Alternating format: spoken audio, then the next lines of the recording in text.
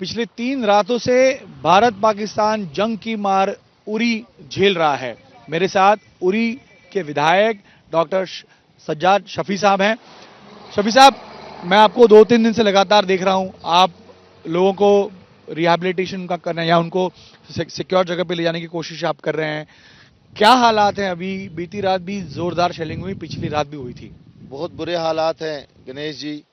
आप खुद भी आके ग्राउंड जीरो पे आपने देखा है। अभी आप देखिए कि गाड़ियों की गाड़ियां यहाँ से जा रही हैं लोगों को लेके। रात को भी बड़ी हैवी शेलिंग हुई और सुबह सवेरे 5 बजे बहुत ज़्यादा हाजीपीर सेक्टर से शेलिंग हुई और जिसके नतीजे में हमारे सबसे बड़े जो गांव हैं गरकोट, नामला, सिलीकोट, बलकोट, हथलंगा या दुलांजा, इन सब इलाकों में जो है शेलिंग चल रही है। रात को भी शेलिंग हुई और आज दिन को सुबह 5 से 6 बजे तक इतना हरासा हुए हैं लोग। इसमें एक की अल्लाह ताला ने उसको बचाया, जख्मी हुआ है, उसको जीएमसी बारामूला में हमने शिफ्ट किया है, उसका ऑपरेशन हुआ, ही स्टेबल नाउ। और लोग अनगिनत मकान जो हैं वो तबाह हो चुके हैं। वो तो कोई हिसाब ही नहीं है कि सब डिवीजन उड़ी में पिछले 4 दिन से कितने 100 मकान जो हैं वो इस वक्त इस शेलिंग में जो हैं वो तबाह हो चुके हैं। इस वक्त तो सिर्फ जान बचाने वाली हालत है। हम लोगों को सिर्फ बच्चों को, माओं को, बुजुर्गों को उनकी जान बचाने के लिए हम उनको यहाँ से निकाल रहे हैं।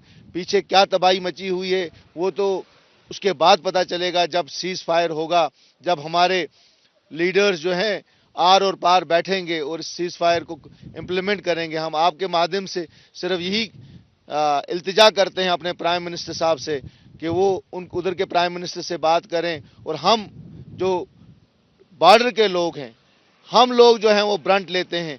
जब भी इस किस्म का कन्फ्लिक्ट हुआ है, वो 47 हो, वो 65 हो, वो 71 की वार हो, वो 1998 की शेलिंग हो, और उसके बाद इस मिलिटेंसी के इस पूरे दौर में जब भी क्रॉस बॉर्डर शेलिंग हुई है तो हम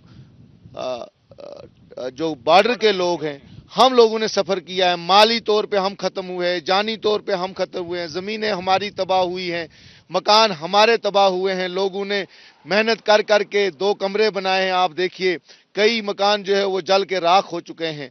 तो यह हम जानते हैं कि यहाँ से हिजरत करना, यहाँ से निकलना, घरों को छोड़ के निकलना इस वक्त सारा संसान है। इट्स ए गूस टाउन।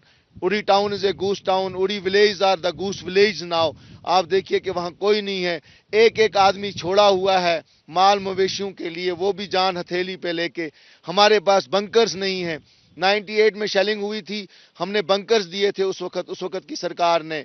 उस वक्त बंकर्स दिए थे, इंडिविजुअल बंकर्स दिए थे, लेकिन उसके बाद फिर यहाँ पे मैसिव अर्थक्वेक आया। उस अर्थक्वेक ने उस सबको बंकर्स खत्म हो गए।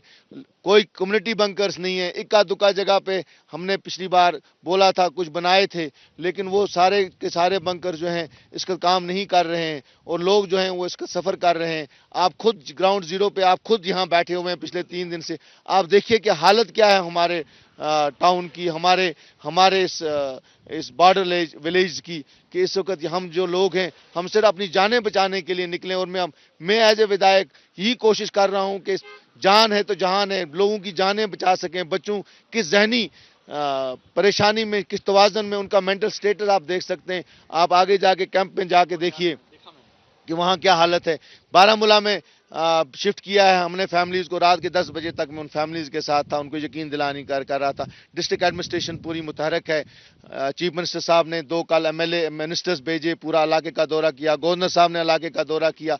आश्वासन तो दिया है, लेकिन ये आश्वासन तब इम्प्लीमेंट होगा जब सीज फायर होगा, जब गोला नहीं गिरेगा, तब जाके ये जो चीज़ है वो इम्प्लीमेंट हो सकती है। जब तक शेलिंग चलती रहेगी तब तक पता नहीं मेरे इस बॉर्डर उड़ी के कितने लोग शहीद होंगे, कितने लोग जख्मी होंगे और कितने के लोग जो है माली और जानी तौर पे तबाह होंगे। डॉक्टर साहब, क्या आप खुद को हेल्पलेस महसूस करते हैं? क्योंकि आप काम तो कर रहे हैं, शिफ्ट तो कर रहे हैं लोगों को, लेकिन ये हालात आपके कंट्रोल के आगे है। तो उसको लेकर के आपको लगता है कि आपकी कोशिशें भी कहीं ना कहीं इसमें कम पड़ेंगी जब तक भारत सरकार, जैसे आपने कहा कि सीज फायर के लिए दोनों मुल्कों के प्रमुख नेताओं ने बैठकर चर्चा करनी चाहिए। बिल्कुल। हमारे एफर्ट्स क्या करेंगे गणेश जी? हम तो सिर्फ लोगों को बचाने की कोशिश करेंगे, लेकिन हम तो ये चाहते हैं कि कीमती जानें बचें।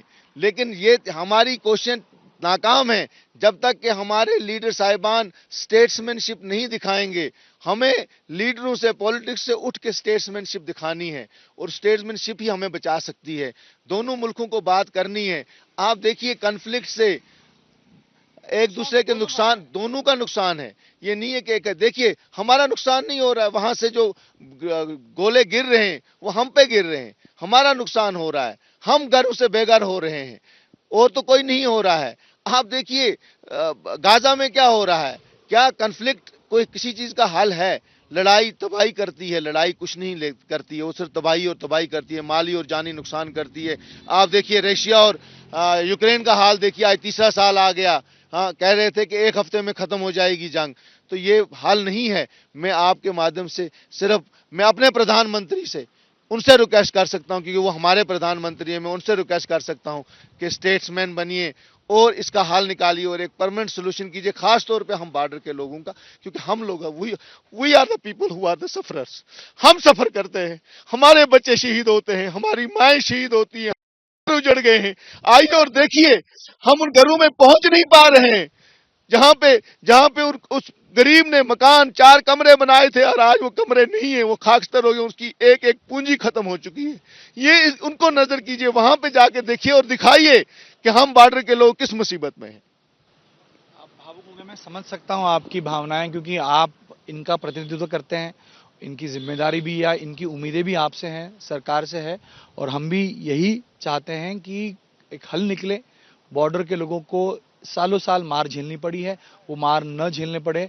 आपने अपील भी की है शफी साहब, और मैं ये समझता हूं कि आपकी अपील ऊपर वाला भी सुन रहा है, और हमारे आला प्रधानमंत्री को आपने अपील की है। हम ये उम्मीद रखते हैं कि उरी और बॉर्डर के लोगों को एक तरह से इस मुसीबत की घड़ी से बाहर निकलने में कोई हल निकले। और ये शफी साहब देखिए, आप बहुत इमोशनल हो गए हैं। मैं समझ सकता हूं कि ये यहाँ के उरी के हैं, और क्योंकि मैं पिछले 3 दिनों से देख रहा हूं शफी साहब घूम रहे हैं यहाँ पे, और गाड़ियों की गाड़ियां यहाँ भेजी जा रही हैं, बसों की बसों में लोग यहाँ से पलायन कर रहे हैं, क्योंकि कैसे रहेंगे वहां पे। मैं खुद उरी में गया हूं, मैंने खुद उरी देखी है।